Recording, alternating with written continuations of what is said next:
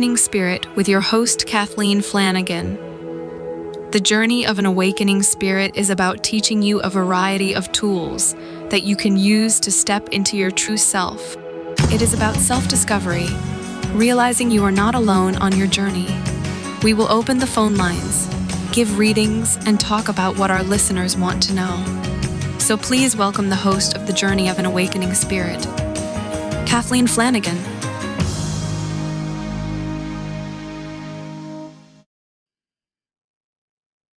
Hello, everyone. Welcome to the Journey of an Awakening Spirit. This is Kathleen Flanagan, your host, and we are on the Bold Brave TV network. And today I wanted to talk about our mindset and really understanding the mind. Once we get a clearer picture of how our mind operates, I think you're going to start seeing a lot more changes, because what I do have a tendency to do is, even though I've been doing this and studying this almost all of my entire life, I have found that since I started the show, I've been doing a lot more studying and researching, so I'm more prepared for the show, and I'm just amazed of the things that I learn as I do this. So I'm pretty excited about it. And also, I did get back from Wyoming just like an hour ago, so I'm up at 6:30 on the road by 7:30 and drove 5.5 hours straight to get here. So I'm pretty excited to be home, and my animals are very excited to be home, for me to be home as well. But this is a good thing. So basically, when we want to start understanding our mind, the first thing is that we really need to know that our thoughts really do determine our everyday experiences. I mean, if you want to have an Eeyore attitude of, oh, poor me, and life is so miserable, then that's what's going to happen, or you're going to have a positive outlook. And that's why working with your mind really makes a big difference, because so many things that we study, when you look at how school is, how it trains us to dive into studying about how our mind operates in school, that's not necessarily how we think and learn. It's other ways that we do this, but we do pick up the patterns. And that's the main thing, is we do pick up patterns as we're children. And it's what I've been saying all along, is our mindset, and we have paradigms that we learn. I mean, we learn at an accelerated rate at a very young age, and we pick up everything in our environment because we're sponges. And because we're those sponges, we just observe and we take in, and we just keep pouring and pouring in. And so we're constantly creating that. So when you have a core component of a spiritual growth, that's why having a spirituality in your life, I don't care if it's Christian, Buddhism, whatever it is, a lot of that also helps, because it brings in a different mindset when you're looking at spirituality or studying Eastern philosophy. Because when I started this in my 20s, I remember going in on the Eastern philosophy, and what I discovered, it wasn't that you could talk about it, because we're conceptual people. Our minds work in concept. So that's how we kind of think. That's why we do that touch, feel thing. And if we can't touch it, feel it, smell it, taste it, then it's not real. And that's how our brain operates, is through concepts. But when you study Eastern philosophy, I remember trying to talk to my mom one time about it, and I just couldn't, because it was about feeling. That's all I kept getting, is this feeling, and I could really identify with Eastern philosophy, but it really helped me to understand where we were as a Western culture, because we were so different there, because we have a lot more goals and dreams. I think just being in the United States and the philosophy of the United States, when we came in to be free and independent of England, I think that had a lot to do with a lot of things. And it was such a big, vast country at that time. And it was like, we were like little kids in a candy store, is how I want to describe it, because the world was our oyster at that point, and we developed everything. So basically, the mind is irrational, illogical, and insane. I mean, because everything we do, it goes in there, because it just goes into our subconscious mind. It constantly goes straight in there. And what got me when I was reading this a couple of days ago, was how dysfunctional we are. And the reason, and this dysfunction of our mind explains why we have the racism and the sexism and the homophobia and political attacks, broken relationships, government spying programs, smartphone addictions, health problems, and more, is because our mind is dysfunctional. And what it tells us is that as a result, none of us are in the right place because we are so self-absorbed into everything else. It's a me versus them. It's you and me against each other. And that is not cooperation. That is a not cooperative thinking. So the spiritual side of bringing that in when people do have a religious practice of whatever it is, a lot of it is about waking up, realizing that there's more to you than just your phone or keeping up with the Joneses and the big houses and the cars and all of that. And with social media, I mean that's another illusion in my opinion as well, is because we think that we're connected with all these people, but we're really not that connected with people. I mean, we have this social network, but do they really know who you are? Do they really know how you think? I mean, are they somebody you would tell your deepest secrets to? No. It's just a social consciousness is what we're gathering, which in so many ways, there's a lot of really cool things about social media. And then there's a lot of things that aren't so good about social media. So it's about working on how to make social media work for you, how to develop relationships through social media. And of course, that's one of my biggest enigmas, because I really don't know how to develop relationships through social media yet, but I'm working on it. I'm learning. I may be old, but I'm not over the hill, and I'm willing to keep learning and growing and changing. So again, the mind does not know the difference between reality and imagination. And 95% of our activity is subconscious. I mean, when you look at that, I mean, I love the saying is that consciously be aware of every key you type on your computer. I mean, you don't do that. We already know where the keys are. So we type it if it's one finger or if it's done properly. And if you want to be conscious about it, then watch how fast your typing goes down. Everything that we have ever learned or saw or felt or experienced is in our subconscious mind. It is just a giant computer. And we are bombarded with 2 million bits of data every second. And it's the job of the subconscious mind to filter through all of it.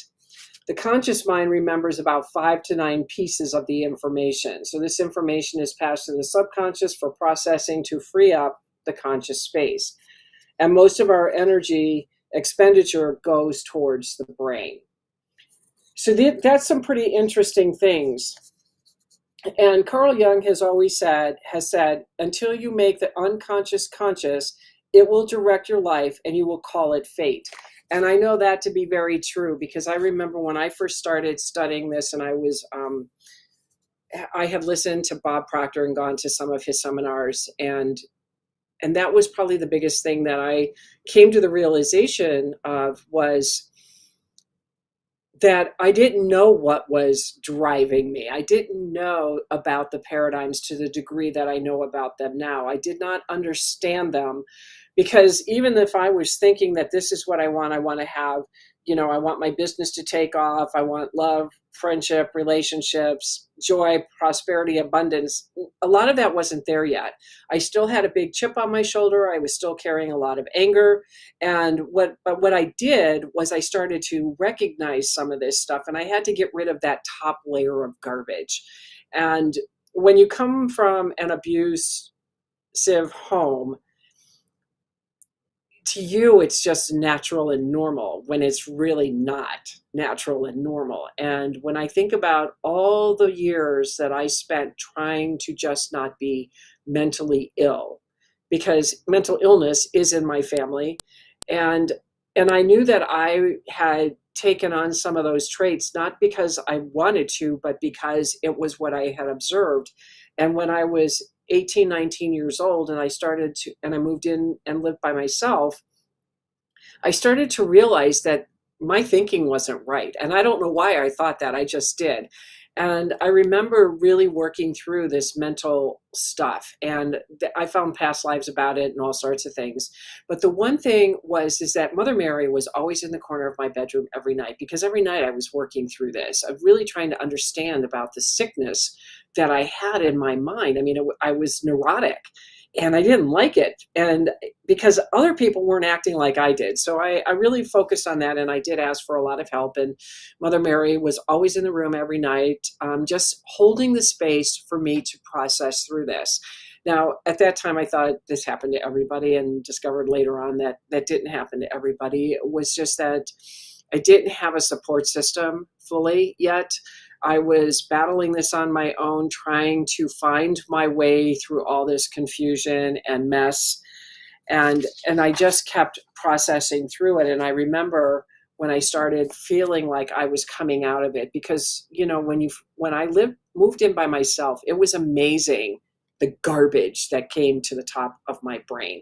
Oh my God, I had no idea, because, I could be whatever I wanted to be when I was living with 6 women prior to that. And we were just whatever we were. But when you live by yourself, it's like you discover this whole element of yourself you didn't even know was there. And that was part of why I knew that there was a sickness, because I didn't want to be like, make myself crazy anymore. And when you're living by yourself and you can't hide from anybody or talk to anybody about what's going on in your thoughts, all your stuff is in your face. And it was 6 months of grueling hell, as far as I was concerned, of really trying to find a peace about myself. But in that 6-month period of time, I remember looking in the mirror and just saying, I hate you, with all the venom that I could have towards myself, because I was so angry and confused and scared, because I didn't know who I was. I didn't know why I was here. I didn't know why I thought the way I thought. I thought I was just screwed up beyond screwed up. And there was this self-loathing. Oh my God, I can't believe I mistreated myself to that degree. But I wanted, and I realized that this was all part of the sickness that I was in with my family. And I just had to move out of that place. And so thank God I started meeting people that were kind and gentle and supportive, and were helping me to realize that I wasn't this ugly, horrible, nasty person that I hated so much. And then that's when I got into meditation, was right after that as well, because that's when I started to feel peace in my life, was when I started meditating. And talk about mind chatter. Oh my God. It was like, do you ever shut up? It was, my brain never shut up. And I just worked on it and worked on it and worked on it. I mean, these are the steps that I did before Bob Proctor ever came on, before I ever understood anything about mindset. I just wanted to be okay with me. And these were the steps that I did when I was 18, 19 years old. And this kind of information was not readily available then. And so what I did is I just started meditating. It was like I set a time every Sunday, like at 2:00, and I would spend 2 hours just sitting there meditating. And I learned to quiet my mind. It finally happened. And it was just such a great, incredible experience to finally just feel like at peace with myself and not hate myself to that degree. And then I remember, I think I had come out to Colorado because my mom had moved out here, and I came out for a visit, and I stopped meditating for a little bit prior to coming out. And I had met somebody. We had gone to some sort of a spiritual event, and I was talking to him, and he said, I bet you feel really crazy that you stopped meditating for the last couple of weeks. And I said, yes, because I started to realize the benefit of meditation. Well, we'll be right back. We're going to hear a message from our sponsors. What if there were a super tiny device that could diagnose the brain and is smaller than a single human hair? What if you could see inside the brain to help an epilepsy patient during surgery, or to help the fight against Parkinson's disease? Dr. Patricia Broderick is proud to announce the Broderick Probe, a biomedical and electronic breakthrough. Imagine a probe to help with the understanding and potential cure of brain-related diseases. To learn more, listen live to the Easy Sense Radio Show with host Dr. Broderick. Wednesdays, 7 p.m. Eastern on the Bold Brave Media Network and TuneIn Radio. And to help support the Broderick Foundation, please go to EasySense.com and learn how, with your help, we can fight these horrific brain disorders. That's EasySense.com to learn more and help support the Broderick Foundation. Author, radio show host, and coach John M. Hawkins reveals strategies to help gain perspective, build confidence, find clarity, achieve goals. John M. Hawkins' new book, Coached to Greatness, Unlock Your Full Potential with Limitless Growth, published by iUniverse. Hawkins reveals strategies to help readers accomplish more. He believes the book can coach them to greatness. Hawkins says that the best athletes get to the top of their sport with the help of coaches, mentors, and others. He shares guidance that helps readers reflect on what motivates them, rediscover and assess their core values, philosophies, and competencies, find settings that allow them to be the most productive, and track their progress towards accomplishing goals. Listen to John Hawkins' My Strategy, Saturdays, 1 p.m. Eastern on the BBM Global Network and TuneIn Radio. Welcome back, everyone. This is Kathleen Flanagan, your host, and we are streaming on the Bold Brave TV network. So when I was talking about the meditation and how I started to do that and I set time, that's part of how you develop mental strength, is that you start disciplining yourself to do things that you're not used to doing. And I actually got to the point where I actually loved and looked forward to meditating. And then, of course, I had a lot of other experiences that started happening with that. And then, then there was that element of I would get depressed because just the peace and the tranquility that I was in when I meditated and then to come back to this crazy world was jarring at times. So, but that was the main thing, is that in order to develop the mental strength, and I didn't have any of these tools yet, I was just winging everything that I was doing. And, so, I was always fairly good at eating. I exercised, not maybe regularly like most people, but I weighed 110 pounds. I was like 10, 20 pounds underweight. So, I wasn't neurotic that way. I just didn't weigh a lot and I didn't eat a lot. And, and I didn't realize still that I had the self-limiting beliefs, but I was still moving and wanting to be a better person. And, so things would come up and I still did not have a lot of knowledge of what was all happening yet. But I remember when I moved to Colorado, then the whole new set of other things started to pop up because, I'm constantly moving, changing, and growing and shifting. And as you do that, more stuff comes up that's in your unconscious part of your mind. And I remember, I'll never forget this one time. This was, I was dating a guy and he had a 16-year-old daughter at the time. And she, I think she was, I don't know if she was being molested or something was happening with her, and sexual abuse was not in the mainstream at all. It was just starting to come out. And I remember when he was telling me something that happened with her, and I just started crying, and he says, "You've got to help her, you've got to help her, you've got to help her. You need to protect her." And I didn't know why I did that or why I said that. All I knew is that I was so into it. And I remember, and it took me years before I realized what had happened to me. And that was why I reacted. But, that's the thing, is when we are confronted with things going on around us in our environment, and if we have strong triggers or reactions to things, sometimes there's something in your unconscious part of your mind that's coming up that's you're facing, that you need to face so you can let it go. And that was the one thing that I was really surprised about with that, because I remember my father had wanted to take me to a porn movie. I was like 16 years old. And I was so grossed out, and I did not know what that implied yet because I was too young and stupid, but it was disgusting. And I remember that. And then my mother came in and just about had a cardiac arrest all over both of us. And I looked at her like, I can handle this, lady. Leave me alone. But I didn't know yet what that meant. But that triggered, I remember that incident when my boyfriend was telling me about his daughter. And of course, as the years progressed, I understood more and more and more of all of that. And now it's like, it's handled.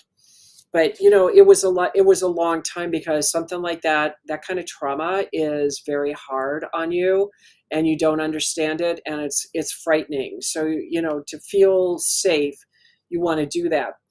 But what I did in those process to get to that place where I could understand what happened, and I actually know what happened to my father as a result of it too. But I worked on myself, and I knew I had a lot of anger, and I didn't associate yet that the anger was from that, but it had a lot to do with that. It also had a lot to do with that I was the oldest, I was pushed aside, there were 7 kids, I was selfish, I was whatever they ever said to me, and all this stuff. I mean, I took all of that on, and I just wasn't about to do that anymore. So I started working on how to create a different world. So when they say put yourself in a different environment with people you want to be around, the things that make you happy. Those are so key to doing that. And I learned years and years ago, I think about 20 years ago, I realized I am done with commercial TV because of just what the media does with the me versus them, the hate, the anger, blowing up countries. You're wearing a turban on your head, so you're like a second-class citizen. You have no rights. I mean, I didn't even understand any of that. We're people. We're all the same. We have the same thing. We still love our families. We love our children. We want the best for our families. It doesn't matter what color skin you are, what religion you are. And I started getting very angry about our world also during that period of time, because I started seeing the injustices that were going on. And so I figured, in order to maintain a peaceful, tranquil life to the best of my ability, I turned off commercial TV and stopped watching the news. And trust me, I know what's going on in the world, even if I don't spend hours and hours in front of the TV watching news. And that's another thing, because that negative stuff comes in and you start buying into it and you start believing it. And I refuse. And there's times when something will come on TV, a show or a movie, because I don't really like kill 'em up movies. I just hate those kind of movies. And there's a reason. And if I do watch one, or it's on for a minute or two and you watch it and you go, and then I have a dream about it or something, it's like, yeah, I don't need that. I mean, this is all about observation, okay? This is about paying attention, being present, being here now. I mean, this is part of how you master your mind, is you need to be here now. You need to create your environment the way you want. You need to pay attention to what comes up for you, being present. And I get such a kick out of myself at times, because people used to say, well, how do you do certain things that you're doing? I'm like, I don't know. I just do it. And I didn't realize that I could create processes out of any of this. I just did what I felt that I needed to do. And journaling was another big thing that I did too. I mean, that was a great way to get, like, just do a brain dump, because sometimes we don't know what's going on in our heads, but there's something and you're just trying to get rid of it. So, I mean, I ended up writing stories. I mean, I was a writer, and I mean, I wrote 3 books, 2 are published right now. But I started a lot of different things, and it was also a way that spirit would talk to me. That's what I discovered, is that I started getting into automatic writing. Not that it was like how some people do it, because I never wanted them to take my control of my body away from me. I never allowed that. And you should never allow that anyways. But it was just different things of just how to get connected with myself. And then I also noticed that if people were really agitating me, because I had this really nasty neighbor once, and she was mad at my boyfriend because he would cuss all day and her babies were out in the backyard. And I don't blame her, but she called the police when I would come home from work. And I got so angry and frustrated, because I'm like, what did I do to you? why are you doing this? Because she wouldn't do it to him, she'd do it to me. So what I did at that point was to try to gain control, was I said a rosary for her, because and believe me, I was up to here in wanting to send this love to this woman, but it wasn't about me. It was about, I just wanted my peace and tranquility. And I wanted the best for her, because I didn't know. And we ended up in court. I didn't go, but they ended up in court, and it came out that she was mad at him because he was cussing all the time. And then after that, I was her best friend, which I never trusted her. I was cordial and friendly and all of that, but I never trusted that woman after what she had done. But that was the whole point, was I was always looking for ways to keep my equilibrium, because I have 7 planets in water, no earth, no air. So I'm always emotional. I have fire and water. That's all I have. So my passion, my fiery Irish heritage is there. I, you know, I mean, I just think about this and I feel everything. I mean, literally, I feel everything. I have taken everything personally. I have done all sorts of things, and I've had to learn how to stop doing that. And the one thing that I always, the one big thing that I remember when I was doing the rosary also is I wanted peace of mind, because I didn't know what that meant, because it was always, is it me? Is it them? Is it me? Is it them? I couldn't tell if it was your crap or if it was my crap. And I wanted peace of mind. And I remember doing the rosary, and because I'm Catholic recovering, and I just believed in it, and I found peace in it. And I remember when I finally had peace of mind, it was like, oh my God, this was so easy. And I knew, but it was also, that was the beginning of me establishing boundaries that I didn't know anything about either. So the other thing you want to do is you want to have like an exercise program as well. I mean, whatever it is, if it's yoga or if it's dancing. See, me, dancing was my exercise. And again, game changer for me, again, with stuff coming up. All of a sudden, I had a whole new world presenting itself because I'm dancing. And that's another thing. When you do things that are out of your comfort zone, what you're comfortable doing, the habitual habits that we have, if it's sitting in front of the TV or whatever it is that we do. When I started dancing, that was like a whole new thing of stuff coming forward. And that's when I really dived in further. I had done so much mindset changing, and I had released and forgiven my family of a lot of things. My anger was starting to subside more and more because I was starting to see what that was. And dancing brought up a whole new set of things for me, to where it was like, to me, it was at that point I was starting to accelerate my growth, because I had like dumped all the top layer of all this crap that I was carrying around, and finally getting rid of carrying the weight of the world on my shoulders. And so dancing and that exercise, because it was so different, and it would take me a week, I would sit, I'd get comfortable, and then I'd go dance with my partner again, and my head would just go crazy. I was getting messages from spirit like there was no tomorrow. I was getting answers like there was no tomorrow. My intuition was off the charts, mind-blowing. And I trusted all of it, and I knew it, and it was what I wanted. I mean, I really wanted to bring that part back, because when I was working on all this deep shadow work, as we call it, when I was working on all that deep shadow work and really coming to terms with the abuses in my life, forgiveness, wanting to be a better person, wanting to be happy, wanting to have joy in my life, wanting to finally feel like I deserve to have something more than this. And I got tired of always having my arm out telling people, leave me alone. I knew how to get rid of people. God, did I know how to get rid of people? Boy, it was easy. And I wanted to stop that behavior because it wasn't serving me anymore. And I wanted people to stay away from me because I didn't trust people. I didn't know what their motives were. I didn't have a clear enough understanding of who I was to know that. And when I started dancing is when I started doing sound therapy more, and I became an esthetician. So I got into that touchy-feely phase with people. And I started to realize that I wasn't alone in the world, because I was communicating with people. And it was such a game changer. And I was like, oh my God. And when people said they liked me, it's like, why? I mean, I was so suspicious of, why do you like me? Nobody likes me. Why should you like me? I mean, I was a little crazy. I was totally crazy. And I just realized that when I opened my heart is when boundaries came in better.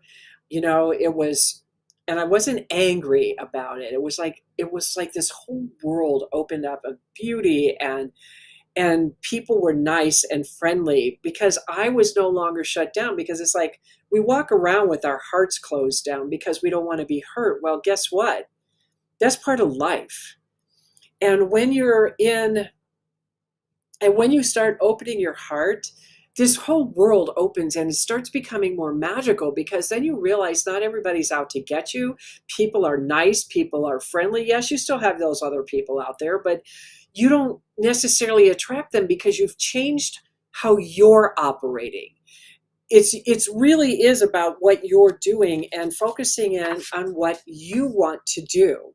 So I was doing my passion. I was writing, I was dancing, I was allowing people to come in and support me. I never knew what that was like. I had people liking me. I liked people. I mean, it was like, wow, this is what life is supposed to be like. Well, this isn't so bad. And when I opened my heart, what the other thing was is that I unpacked my suitcase, because I walked around this earth carrying my suitcase the whole time. I did not want to be here, and I was going home no matter what. And when I opened my heart, I unpacked my suitcase and decided I was going to give it a try. Well, we're going to take a short break to hear a message from our sponsors. Did you know that your beliefs create your entire reality? But it's the subconscious beliefs that do most of the creating. Belief shifter and life coach Shiraz can help you identify those limiting beliefs and eliminate them, often in a single session. Like, it was almost instant. Like, I had relief right away. Creating better health, relationships, careers, and finances. Let Shiraz help you step out of safety and into awareness. Definitely something's happening. It's like a flow inside. It feels good. Whether in person or online, Shiraz provides personal coaching, belief shifting. Visit Shiraz at energeticmagic.com or call 416-529-7429. Energetic Magic on the BBM Global Network, Tuesdays at 7 p.m. Eastern. Find your greater happiness. Be well. Be aware. Be magical. Are you struggling to care for elderly parents or a spouse? Do you wonder if being a caregiver is making you sick? Are you worried about taking time off work to care for elderly parents and balance work, life, and caregiving? Has caregiving become exhausting and emotionally draining? Are you an aging adult who wants to remain independent, but you're not sure how? I'm Pamela D. Wilson. Join me for the Caring Generation radio show for caregivers and aging adults, Wednesday evenings, 6 Pacific, 7 Mountain, 8 Central, and 9 Eastern, where I answer these questions and share tips for managing stress, family relationships, health, well-being, and more. Podcasts and transcripts of the Caring Generation are on my website, PamelaDWilson.com, plus my caregiving library, online caregiver support programs, and programs for corporations interested in supporting working caregivers. Help, hope, and support for caregivers is here on the Caring Generation and PamelaDWilson.com. Welcome back, everyone. This is Kathleen Flanagan, your host, and we are on the Bold Brave TV network.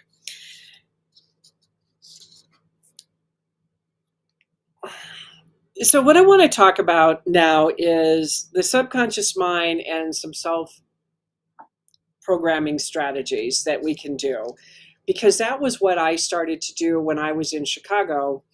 Was I was really paying attention to what I was saying to myself, because when we pay attention to that self-limiting belief or the negative self-talk, that still runs our life, and that still has a lot of power in our life. And in order to change that, you really need to be very consciously aware. So again, and I sound like I'm probably repeating myself, but I can't even stress enough how important all of this is, because this has been such a huge game changer as I watched how I progressed through my life. And even though I knew a lot of these strategies, they didn't make the sense that they make today. And I think it was because I found my path the way I needed to find my path, as we all do. And I listen to a lot of people. I mean, I knew Bob Proctor and Mark Victor Hansen and Mary Morrissey. I met all of those people. I've been to their seminars. I have photos with all of them, and I think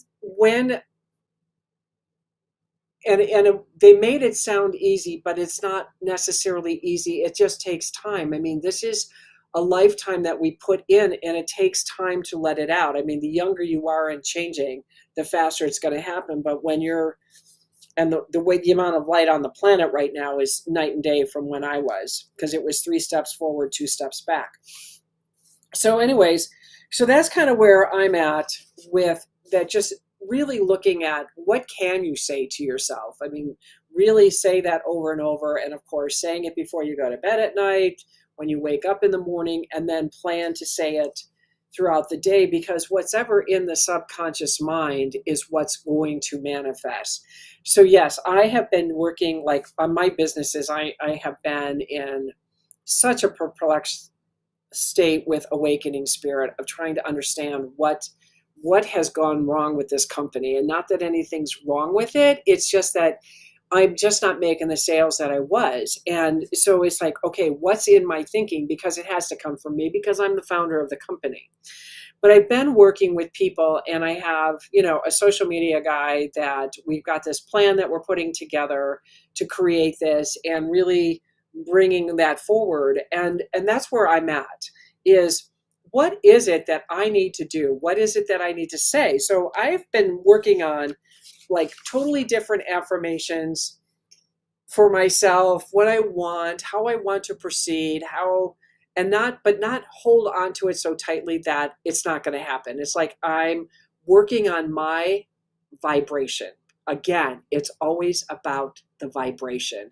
When your energy matches the vibration of your dream, it will manifest. And I know that to be true. So I am learning, and I am growing, and there are people can say something to me and it's like, oh my God, that's it. That's what I need to do. And so it's like, so then I put this whole thing together that I've got to like I'm finally understanding something that eluded me. And that's just what it is. Sometimes we're not there, but it's the clarity. It's always the questioning. It's always the asking. I'm always asking for a spirit to help me on whatever it is. I ask the great marketers on the other side to help me with this, because I don't know what I'm doing when it comes to marketing. I need to understand more. And so people come in my way, or programs show up, or something comes up that does that, because I'm cooperating with spirit. And that's the one thing I think a lot of people don't realize, that we are working with spirit. We are working with God, or your creator, or whatever you want, your higher self, whatever you want to call it. Because it's so critically important that you realize you're not alone in this world. And if you don't know what to do, ask for help, because if you don't ask, nothing will change. People don't know what to do unless you ask for help, because playing the victim, or poor me, or woe is me. I mean, I don't play that game. And I've learned that some people love their struggle. I learned that over the years, because I used to come and rescue people. Well, I don't rescue anyone anymore. I don't even rescue myself. And when I watch people struggle and then they get mad at me, are like, well, why aren't you offering? I said, well, because you've got a mouth and you can ask. I figured this is what you want to do. And when you're ready to ask for help, then you'll open your mouth and ask for help. And that's my attitude. And it kind of infuriates people, but, don't care. And because I remember when I started asking for help, people would never help me. And I would ask them, I said, well, what part of I'm asking for help do you not understand? And I would be angry. Oh God, I'd be so angry. And it would be like, well, you're so competent that, you can figure it out. And I don't think you need it. I said, but I'm asking for help. If I'm asking for help, it is up to you to help me, or guide me, or steer me but you don't ignore me. And sometimes you have to do that for people because, I mean, I have been viewed as the Rock of Gibraltar. And if I'm falling, then that means London Bridge is falling, they're falling. And if I'm falling, then God knows what's happening to them, because I hold people up. And it's not that I intend to, it's just what I do. I mean, I have a really positive outlook. I've always had that. Even if I wanted to leave and didn't want to be here, I've always had a positive outlook. And I've always had a very strong sense of faith that I'm taken care of and God's going to protect me, even if I lose my way sometimes. I've always, always, always known that. And so sometimes we're here to educate people, you know? I mean, I was told you're a teacher and people don't always know what you know. And it's common sense to you, but it's not common sense to other people. So that was another thing that I had to come to realize too, is sometimes I have to tell people what to do. Sometimes it's what you do. And so, and I learned to not beat myself up for that too, because what if I'm, you know, I have employees, I'm going to have to tell them what to do. Not everybody's going to know what to do. So, you know, you really got to look at how you present yourself to the world and how you think about things. And, you know, because I sit here at times and I go, I have no idea how to run $1 million company right now. Right now, at this moment, I have no idea. But you know what? Don't have to know. Because I know that I'm going to get help and support along the way. And as I grow and move in that direction towards my dream of making $1 million in sales, it's going to come. And people will be there. The answers will come. I will be shown. And I am. All of this is happening right now. So, you know, having no sales to going to $1 million in sales because I finally cracked the code. Woohoo! That's how I'll be. I'll be doing the happy dance. Oh God, it's always about the shadow work. I'm telling you, you have no idea that the more you go inside and work on you, the more life improves. And I tell people, because I can go deep into hell with people. And I've told people, I said, you know, the movie What Dreams May Come with Robin Williams, when his wife committed suicide and she was in hell and he went in to retrieve her. I said, that's real. That's very real. That wasn't just a movie. That's actual reality.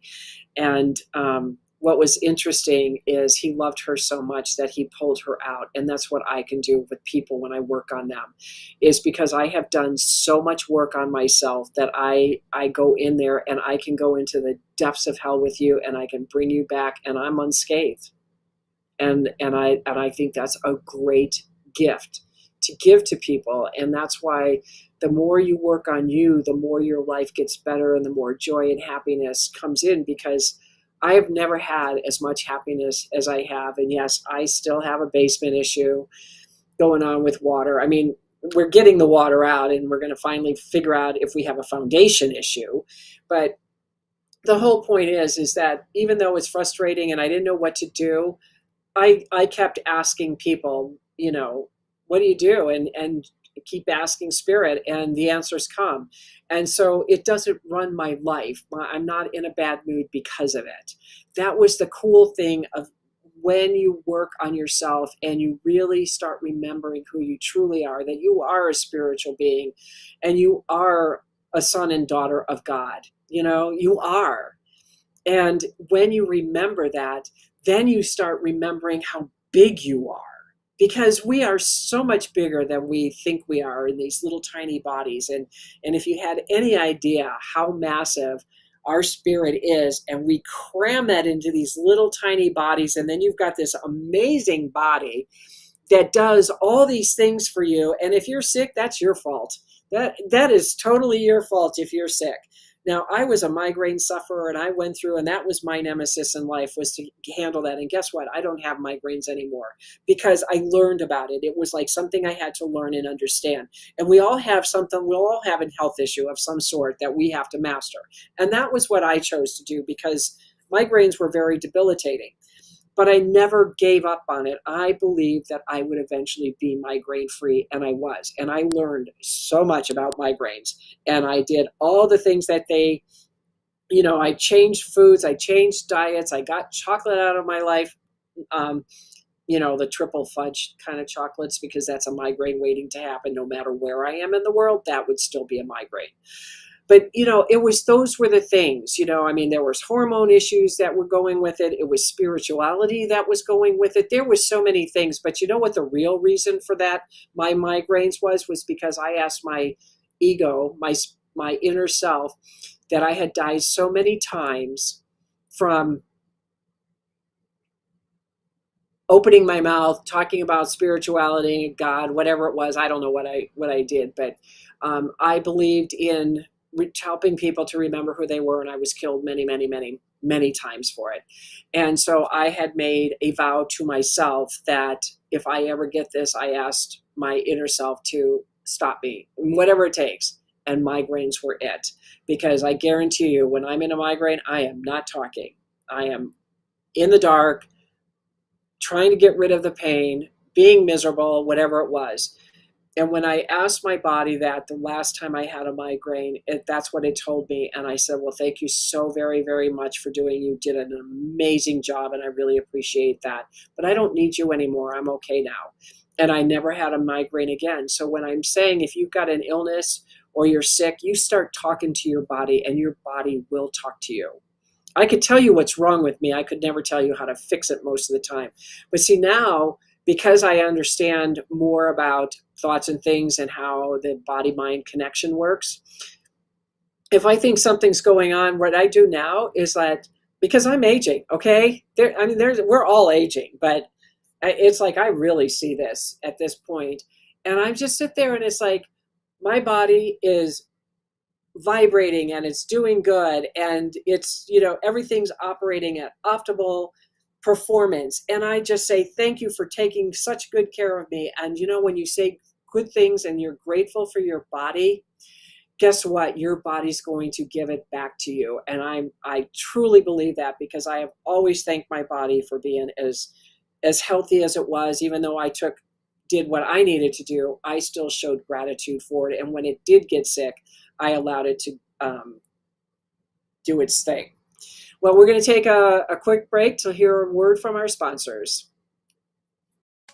Did you know that your beliefs create your entire reality, but it's the subconscious beliefs that do most of the creating? Belief shifter and life coach Shiraz can help you identify those limiting beliefs and eliminate them, often in a single session. Like, it was almost instant. Like, I had relief right away. Creating better health, relationships, careers, and finances. Let Shiraz help you step out of safety and into awareness. Definitely something's happening. It's like a flow inside. It feels good. Whether in person or online, Shiraz provides personal coaching, belief shifting. Visit Shiraz at energeticmagic.com or call 416-529-7429. Energetic Magic on the BBM Global Network, Tuesdays at 7 p.m. Eastern. Find your greater happiness. Be well.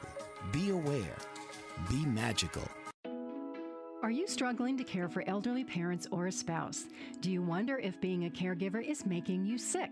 Are you worried about taking time off work to care for elderly parents and balance work, life, and caregiving? Has caregiving become exhausting and emotionally draining? Are you an aging adult who wants to remain independent, but you're not sure how? I'm Pamela D. Wilson. Join me for the Caring Generation radio show for caregivers and aging adults, Wednesday evenings, 6 Pacific, 7 Mountain, 8 Central, and 9 Eastern, where I answer these questions and share tips for managing stress, family relationships, health, well-being, and more.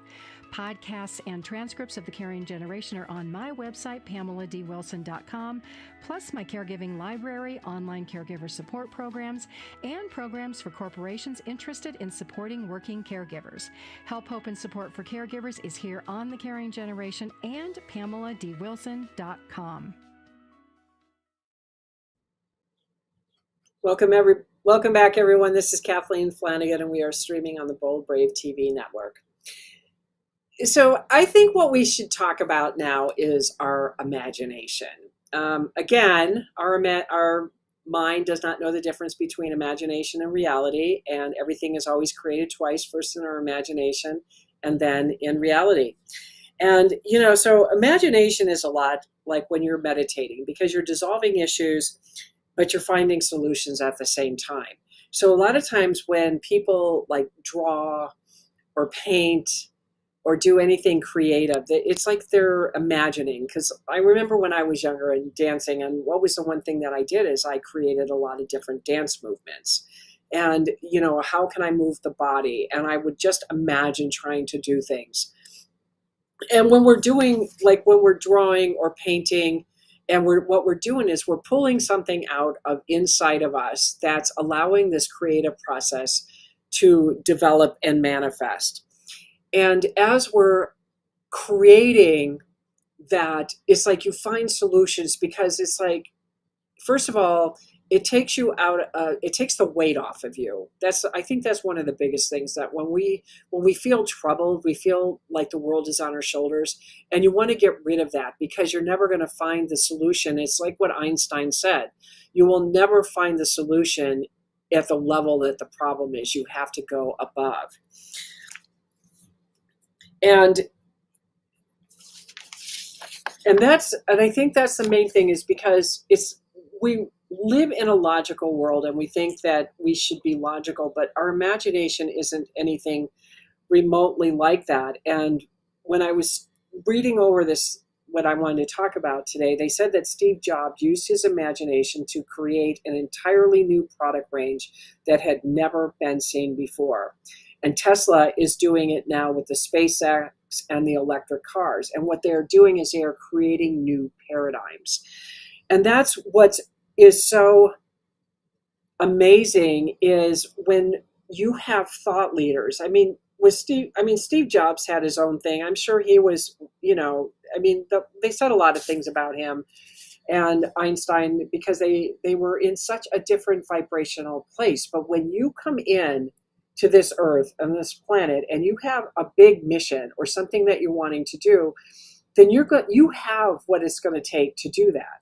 I mean, because when you think about what Steve Jobs did, or even Bill Gates with Microsoft, I mean, they came in and they brought in personal computing. I mean, they changed the world. And yet Bill Gates and Steve Jobs were rivals and friends at the same time. If you ever really look at when something new has to come in, there will be like people all over the world doing it. And the question is, who's the first one who's going to launch it?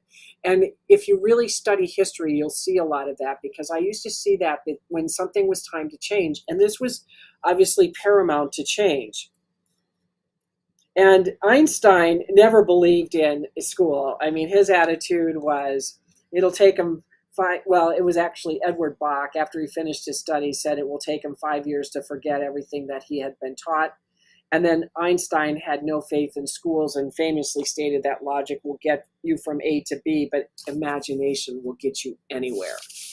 And it's a very powerful tool, because when I look at who do I want to be in a year's time, 5 years time, 20 years, whatever it is, you use your imagination. You're trying to create, who is this future self, and who do I want to be?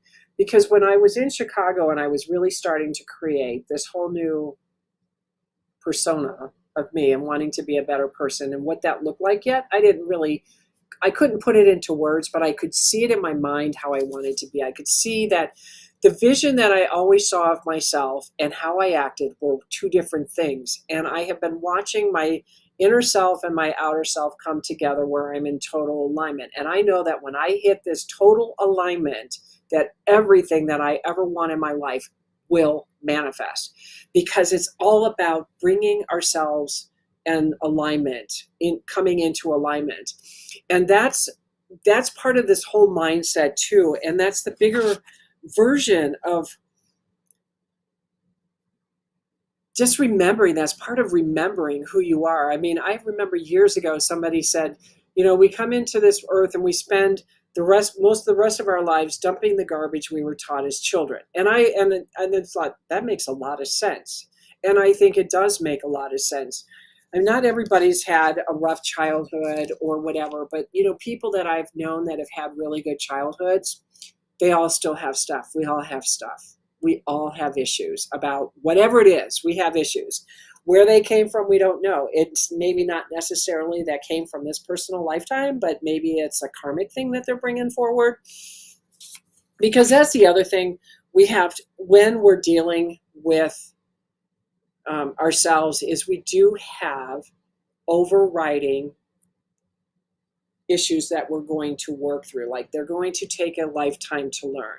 And one of my biggest things for me was I didn't know who I was. I really, truly didn't know who I was. And when I wrote the book, Dancing Souls, it basically told me who I was. I mean, I was remembering who I was because I didn't know who I was. But my astrological chart also said that, because I have Scorpio in the first house. I think, no, that's my ascendant.